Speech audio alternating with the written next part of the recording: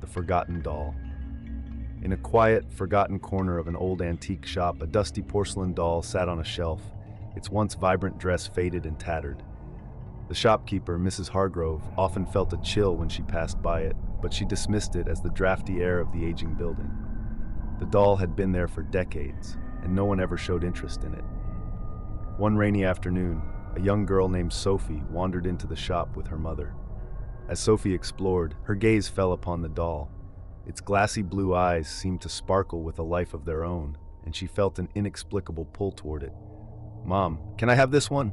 she asked, pointing eagerly.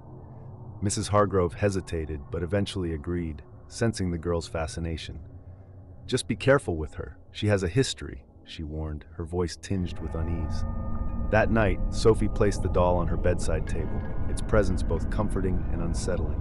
As she drifted off to sleep, she heard a soft whisper, like the rustling of fabric. "Sophie," it called, a sweet yet eerie sound. Startled, she sat up, glancing around her dimly lit room. The doll remained motionless, but the whispers grew louder, filling the air with a melody that tugged at her heart. "Play with me, Sophie," it beckoned. The following nights were filled with strange occurrences.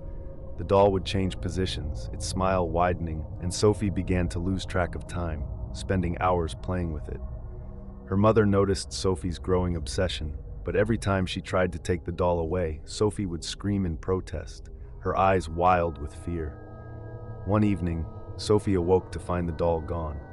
Panic surged through her as she searched the house, calling its name. Finally, she found it in the attic, sitting on an old rocking chair, rocking back and forth as if it had a life of its own. "Why did you leave me?" the doll whispered, its voice now laced with anger. "You promised to play forever." Sophie trembled, realizing too late that the doll was not just a toy. It was a vessel for something darker, something that craved companionship. The attic door slammed shut, trapping her inside. As the whispers turned into shrieks, Sophie understood that the doll had been waiting for someone to free it from its eternal loneliness. And now, it had chosen her.